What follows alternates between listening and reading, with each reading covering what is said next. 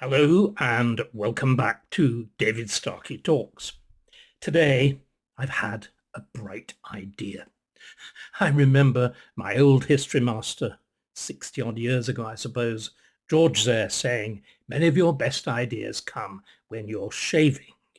Um, I hadn't really begun, so perhaps that's why the bright ideas didn't come till later. But he is right, and today it actually happened whilst I was shaving. So here then is a little toast to George's memory.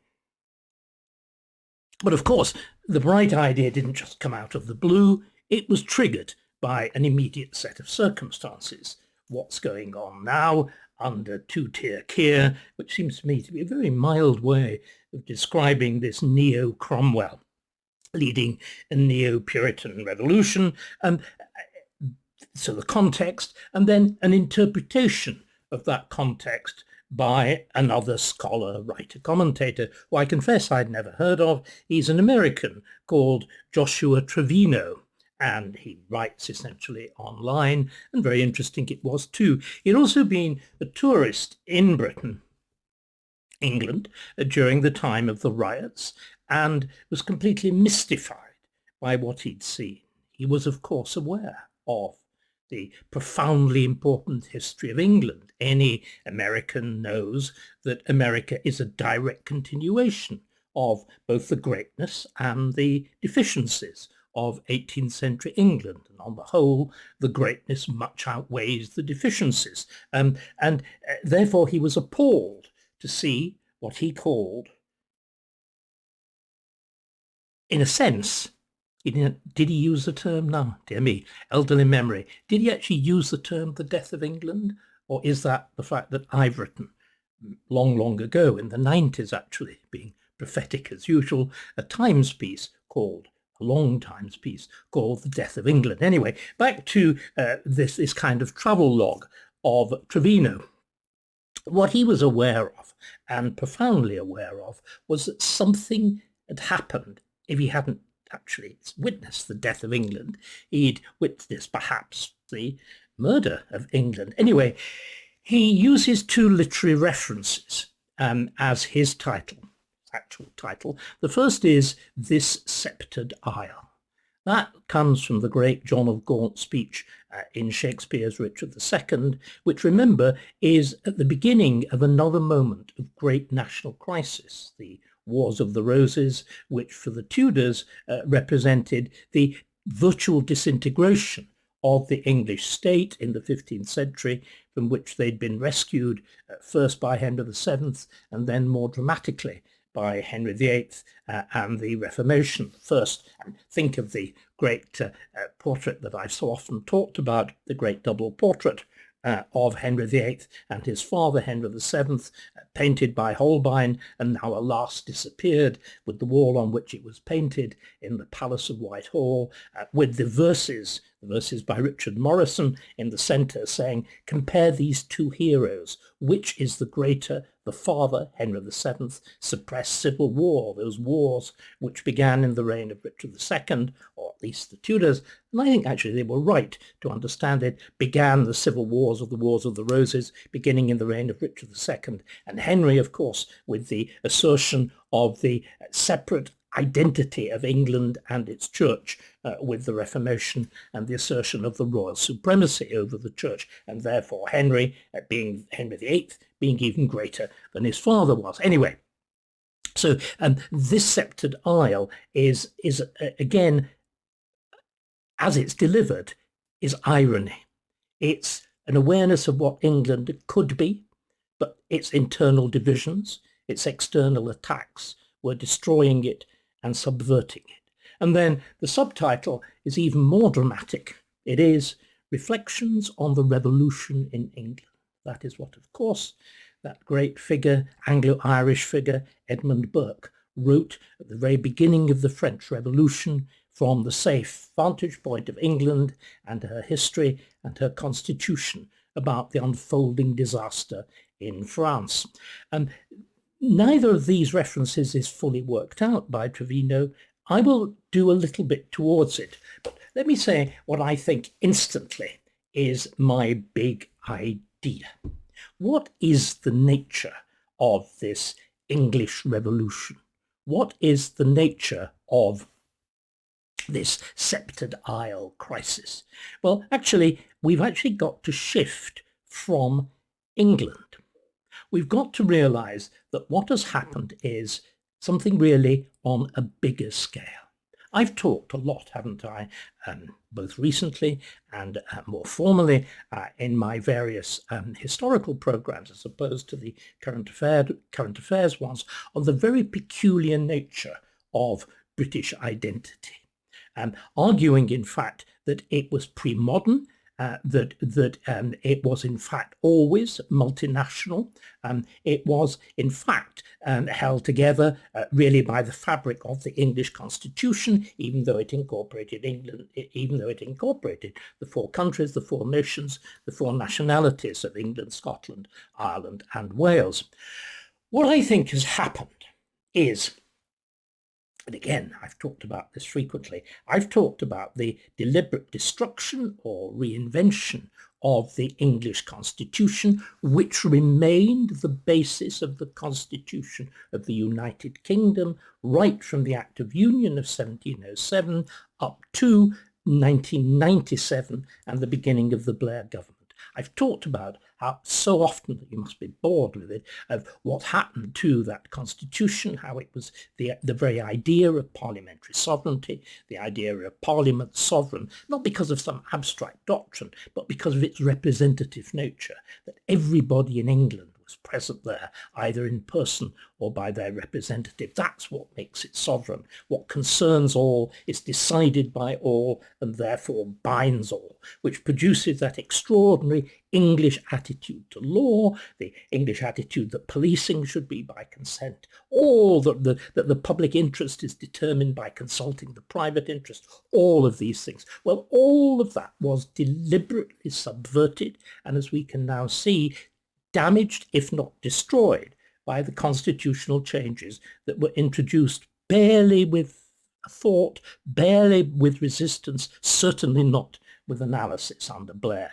The creation of the whole series of bodies, of devolved bodies, like the Monetary Policy Committee of the Bank of England, this extraordinary pattern of quangos that deliberately devolves decisions away from Parliament, the subversion of parliamentary authority by the incorporation of doctrines of universal or European human rights, which suggest a higher authority than the state, and indeed that the sovereign state is merely conditional and has actually got no right to its borders. And then finally, the disintegrative process of constant separate group identities, partly through the fact that human rights laws have been perverted into being not the protection of everybody against the state, but the protections of the minorities, legions of them, against the majority, which broadly is to be interpreted as white English males. They are, as it were, seen as the oppressor group, and everybody else needs protection against them, which results, of course, as everybody is now pointing out, in not only two-tier policing, but effectively a new form of racism, a new form of anti-white racism. And then finally, the crowning feature of that is the Equalities Act willed upon the nation by the dreadful Harriet Harman, and then finally acting as the keystone, pulling all this together, the Supreme Court, which of course automatically diminishes the majesty and sovereignty of Parliament and leads to the development of what we're seeing in every single sphere of life, the subversion of politics by law. The idea that the lawyer stands above the politician, and therefore the lawyer stands above the people, and therefore the idea that the rule of law, as we see so clearly and so horrible with chief prosecutor, Starmer, and the idea that the rule of law means the rule of lawyers, the most uncomfortable and horrible of tyrannies, because, as Cicero says, when the law itself is perverted, that is the worst. The law itself, that should be the instrument of freedom, becomes the instrument of oppression. So all of that goes on under that first episode of New Labour. I've described it through different acts of parliament. I've described it through, as it were, through different acts of parliament, setting up the Supreme Court, the incorporation of the European Convention on Human Rights, the Equalities Act, the creation of the Supreme Court, all of those. But what did it amount to? What's the overall shape of it? This is what I hadn't thought of before, and what I don't think anybody has thought of before. What it was, what it amounted to, was the creation of a new constitution for the intended new federal state of Britain. No less, no more. The actual creation of a new state with a new constitution. Now, think about that. None of us were consulted about it. Most of us, in fact, I don't think anybody, I'm not even sure its authors fully realized what was going on. But that's what's happened. I was born in the United Kingdom. Unless we do something about it, I'm going to die in this bizarre new state called Britain, with a new set of principles, with a new population, with new values, which are, I would gently suggest, problematic in fundamental ways. Because what it means is that we've lost two things. We've lost our ancestral liberties, and we've lost, above all, Englishness, the sense of our nation, the sense of who we are, what we have been, what we should be. But do you know what? We've actually been here before. And I'm going to end quite soon on this, because I want to develop all these arguments much more fully. But we've been here before. The first attempt at creating a new state of Britain took place right at the beginning of the Union of the Crowns, in the reign of James VI of Scotland and First of England, who succeeds Elizabeth I in 1603. Now, James is a passionate unionist, and James advances directly in Parliament some of the very best arguments for union. Indeed, they are the arguments which we've still got. He advances the very best arguments for union you can, which is essentially we speak more or less the same language, we have more or less the same values. There is, all modern sociology demonstrates that to be the case, that there is no serious frontier between England and Scotland. You can't even trace it on the map. It's moved. It's fluctuated so much from time to time. In those days, what was very important? The same religion, that's to say Protestantism. And of course, at that point, the same kings. Why shouldn't there be union? Who resists union? What is very striking, it's not the Scots, it is James's English subjects, and they resist union passionately. And you know what? They were prophetic.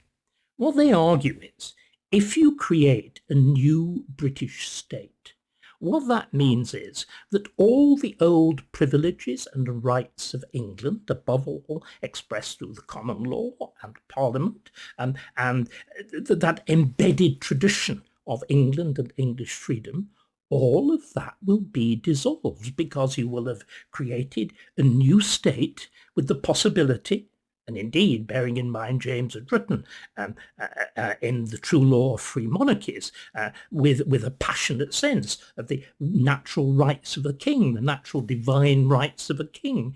In other words, the potential of genuine absolutism. Because the moment you cut off those old roots going back to Magna Carta, to the establishment of Parliament, to the extraordinary balance between the Crown and the country and its representatives in Parliament, the fact that Parliament's created by strong kings because they want assent to law and they want assent to taxation, but at the same time, that mechanism also acts as a wonderful brake on bad kings and weak kings. And all of that history back to Magna Carta would have disappeared.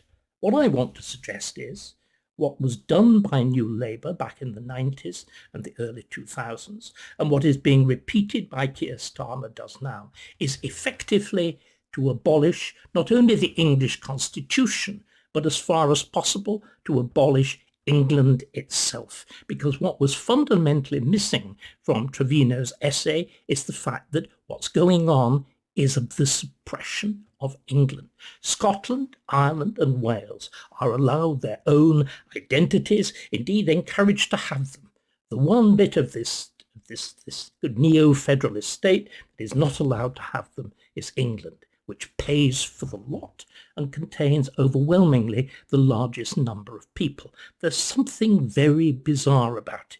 What I want to do in my next talk, which I will try and do as quickly as possible, you realize ideas are rushing into my head at the moment, I'll try and explain how this has come to be. And it will lie, the explanation, of course, will lie in that extraordinary history of Great Britain, the United Kingdom of Great Britain, between 1707 and 1997. The fact that it was an early modern state, that it never tried to cement itself by creating a single national identity, a single national myth, that it was a series, a fusion, but a very uneven and unequal fusion of four separate national traditions, but with a single overarching one, the political, the constitutional, the cultural, the linguistic inheritance of England.